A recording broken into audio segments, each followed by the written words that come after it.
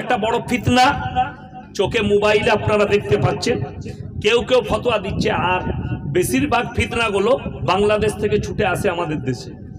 7 ভাগে একটা গরুতে 7 ভাগে কুরবানি দেওয়া যাবে না। যারা বলছে ভুল মাসলা বলছে, একটা গরুতে 7 ভাগে কুরবানি দেওয়া যাবে, অসুবিধা নেই। তবে সাবধান, আপনি দেখবেন যে কুরবানি দিচ্ছে তার যেন নিয়ত খারাপ না হয়। কুরবানি মানে হচ্ছে ত্যাগ, আপনাকে ত্যাগ করতে হবে। আমাদের দেশের গোলমাল, 7 জন মিলে কুরবানি দিচ্ছে, সে গোস্ত কাটতে কাটতে ভালো খান্ডাটা লুঙ্গির তলায় যেন না চলে যায়, এইটা গোলমাল। ওজন করে মাংস বিলি ভাগ করবেন, ওজন করে একদম দাঁড়িতে ধরে। যদি বলেন কেন, এই পরিস্থিতিতে, সমাজের পরিস্থিতিতে 7 জন যদি ভাগিদার থাকে আর মাংসগুলো যদি ধরলেন 3 জন মিলে একটা গরু কুরবানি দিয়েছেন, ভাগ করছেন, 3টে ভাগ করছেন। 3 জন বললেন ও আমাদের বন্ধু, তো ওজন করার দরকার নাই, যে যেটা পারবি নিয়ে নিবি। 3 জনের মধ্যে একজনের মনে মনে যদি হয় শালা ওই সাইডের মালটা ভালো আছে ওইটাই তুলবো, গোলমাল হয়ে গেল। ওই জন্য ওজন করো। যদি 1 টুকরো কলজে বেঁচে যায়, সেটাও 3 টুকরো করে ভাগ করো, ওজন করে। কেন? কারুর মনে যেন কোন রকমের কিন্তু না থাকে। কোরবানি মানে হচ্ছে ত্যাগ। কোরবানির নামাজ পড়ুন, বাপের সঙ্গে কথা নাই, বাপের হাতটা ধরে টিপে নিজের বাড়িতে নিয়ে আসুন। মায়ের সঙ্গে ঝগড়া হয়েছে, ক্ষমা চান, মা এসো আমার বাড়ি। পরিবারের সঙ্গে, প্রতিবেশীর সঙ্গে ঝামেলা, ক্ষমা চেয়ে লাও, ছোট হও, আল্লাহ বড় করে দিবে।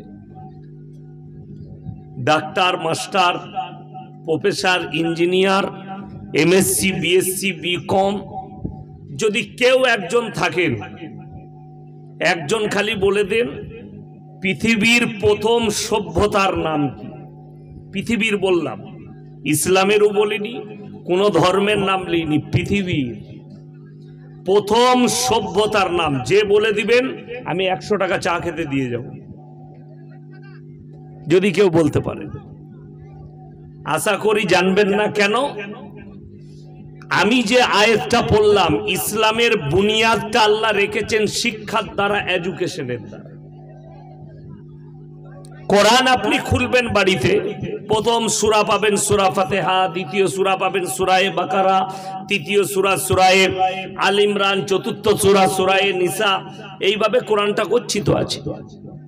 কিন্তু প্রথম আয়াত আল্লাহ অবতীর্ণ করেছেন রাসূল আকরাম সাল্লাল্লাহু আলাইহি সাল্লামের কাছে, গারে হিরার মধ্যে এলো।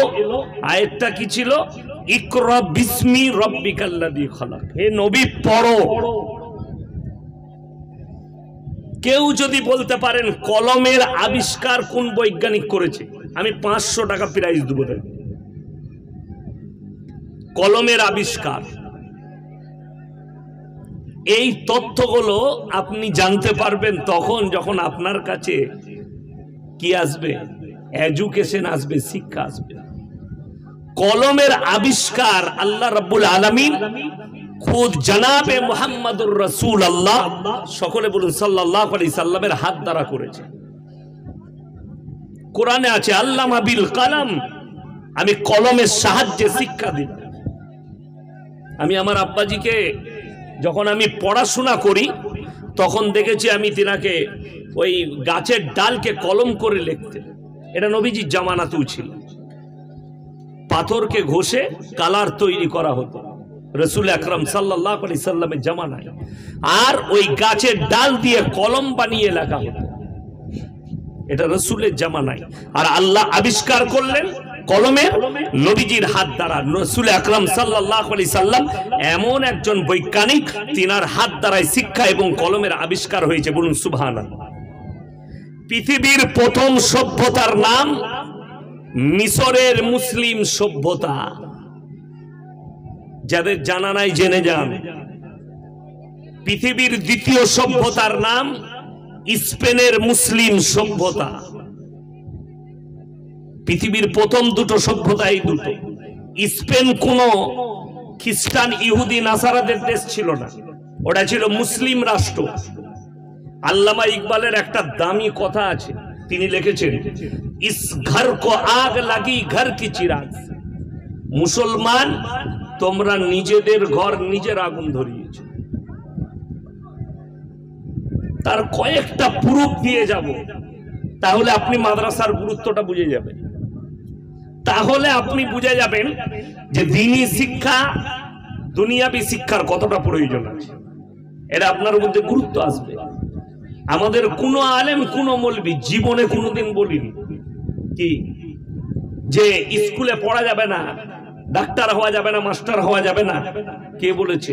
হাফেজে কোরআন হওয়ার পরেও আপনি কি করতে পারবেন? হাফিজে কোরআন হওয়ার পরেও আপনি ডাক্তার হতে পারবেন, মাস্টার হতে পারবেন, প্রফেসর হতে পারবেন।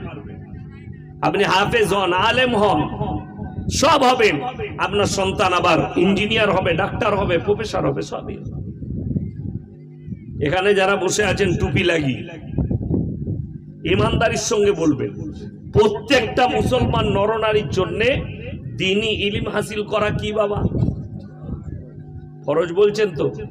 আর আমি চ্যালেঞ্জ ছুড়ে বললাম, আমি ওর গ্রামকে শুধু বলবো না, গোটা আউস গ্রাম থানায় যদি সমীক্ষা করা হয় কত পার্সেন্ট মুসলমানের কাছে দ্বীনি শিক্ষা আছে, দ্বীনি ইলম আছে, 95% মুসলমানের কাছে দ্বীনি ইলম নাই। মিথ্যা বললাম না, সত্য বললাম? যদি মনে করা হয়, আপনারা ভাবেন যে ইয়াসিন সাহেব মিথ্যা বলছে, তা আমাকে একদম সঙ্গে সঙ্গে চার্জ করবেন। আমি তোমাকে দিয়ে প্রমাণ করাবো। আমি নাম করব না, জায়গার নাম করব না, সেটা আমার গ্রামও হতে পারে, আমার গলসি থানাও হতে পারে, অনেকজনের গায়ে লেগে যাবে। ইউটিউবে রেকর্ডিং হচ্ছে, এমনি আমি গাল খাওয়া বক্তা, লোকে গাল দেয়, তো আমি ওই জন্য বেশি চাপ দেবো না। মাদ্রাসার জলসা তো হালকা করে ডোজ দিয়ে যাব। আজকে আপনাকে বলে দিই, জিজ্ঞেস করুন আপনারা যারা বসে আছেন, আচ্ছা ইমানদারির সঙ্গে বলুন, গান বাজনা ইসলামী শরীয়তে জায়েজ না না জায়েজ? আমি শুনতে পাচ্ছি না, জোরে বলুন। না জায়েজ। যদি না জায়েজ হয়, আমি অনেক জায়গায় দেখছি মুসলমানরা ঈদ উপলক্ষে বুগি বুগি ড্যান্স করছে। ঠিক বললাম না ভুল বললাম? ঈদ উপলক্ষে গান বাজনা, ঈদ উপলক্ষে ফাংশন, ঈদ উপলক্ষে বুগি বুগি ড্যান্স। শুধু এইটাই নয়, এই মুসলমান বলছে গান বাজনা হারাম, অথচ আবার মুসলমানরাই বেটা বিটির বিয়েতে 3 দিন ধরে গান বাজনা করছে। এদের থেকে বড় হারামখোর কেউ আছে পৃথিবীতে? একটা অমুসলিম ভাই, একটা হিন্দু ভাই, তারা তাদের ধর্ম পালন করলে পুজোর সময় তারা তাদের গান বাজনা তাদের ধর্মে যা আছে তাই করে। মুসলমানরা অভিযোগ করে, এত গান বাজাচ্ছে হিন্দু ভাইরা, আমাদের নামাজের ক্ষতি হচ্ছে। তারা তাদের ধর্ম পালন করলে তোর নামাজের ক্ষতি, আর তোর ঘরের পাশে মুসলমান মুমিন বেটার বিয়েতে মুখে দাড়ি রেখেছে, হারামখোর, নামাজ পড়ে বেটার বিয়েতে গান বাজাচ্ছে। মুখে দাড়ি রেখেছে, হারামখোর, বিটির বিয়ে দিচ্ছে, গান বাজনা হিজড়ে নাচাচ্ছে, রং খেলছে। এই কথাগুলো বললেই তো আমি খারাপ বলবি। তাহলে আপনি বলছেন দ্বীনি শিক্ষা অর্জন করা ফরজ। কতটা ফরজ? আলেম হতে হবে, মুফতি হতে হবে, মুহাদ্দিস হতে হবে না, অতটা হাসিল করতে হবে যতটা করলে আপনি হারাম হালাল চিনতে পারেন, দ্বীন আর বদ্দীন চিনতে পারেন, শিরক আর বেদাত চিনতে পারেন, কুফরি চিনতে পারেন। বেঈমান কাফেররা যে জালটা আপনার উপরে ছুড়ছে, আপনি আপনার ইলমের দ্বারা যেন দেখতে পান যে আমাদের উপরে বেঈমান কাফের কোন জালটা ছুড়ছে, সেই জালটা যেন চোখের দ্বারা দেখতে পান। তুমি যে গানটাকে মনে করছো, আপনাকে 2 মিনিট খারাপ লাগবে, আল্লাহর কসম করে বলছি, এই গান বাজনা নাচ এগুলো পশ্চিমী দুনিয়ার একটা বড় কনসেপ্ট। মুসলমানদের ঈমানকে ধ্বংস করো, তাদের মধ্যে গান বাজনা ঢুকিয়ে দাও। আপনি আপনার বেটা বিড়ির বিয়েতে গান বাজনা করেন, আমাদের মৌলবীদের শখ নাই? আমাদেরও তো শখ আছে, আমাদেরও শখ আছে। বড় কষ্ট লাগে। আমি ওইটাই আলোচনা করতে চাইছি, যাদের কাছে দ্বীনি ইলম নাই, আজ থেকে দ্বীনি ইলম হাসিল করব। জোরে বলুন ইনশাআল্লাহ।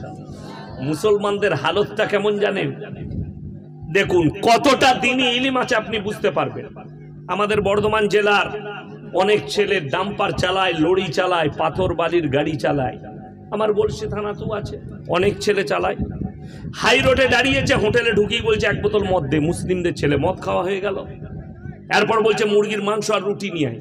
সে বেচারা হোটেলের কর্মচারী রুটি আর মাংস এনেছে। এই যাতে মাতাল হলু তাল কিন্তু ঠিক রাখে, আর মুসলমান না, যাতে মাতাল কিন্তু তাল ঠিক। খাবার সময় বলছে মুরগিটা জবাই না কাটা। আমরা হারাম করে জুতো করে মার, একে জুতো মারতে হয় না, হয় না? খাচ্ছে মদ আর মুরগি খাবার সময় জিজ্ঞেস করছে এটা কাটা না জবাই। তার মানে মুরগিটা জবাই করা খেতে হবে, আর মদটা কোনো অসুবিধা নাই। এই দুটো জিনিস বোঝা যাচ্ছে। আপনি ভেবে দেখুন, আপনি হালালটাকে কি ভেবেছেন আর হারামটাকে কি ভেবেছেন।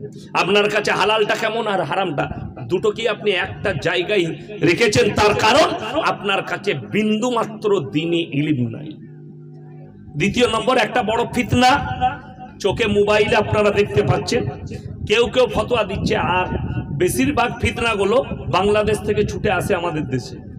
7 ভাগে একটা গরুতে 7 ভাগে কুরবানি দেওয়া যাবে না। যারা বলছে ভুল মাসলা বলছে, একটা গরুতে 7 ভাগে কুরবানি দেওয়া যাবে, অসুবিধা নেই। তবে সাবধান, আপনি দেখবেন যে কুরবানি দিচ্ছে তার যেন নিয়ত খারাপ না হয়। কুরবানি মানে হচ্ছে ত্যাগ, আপনাকে ত্যাগ করতে হবে।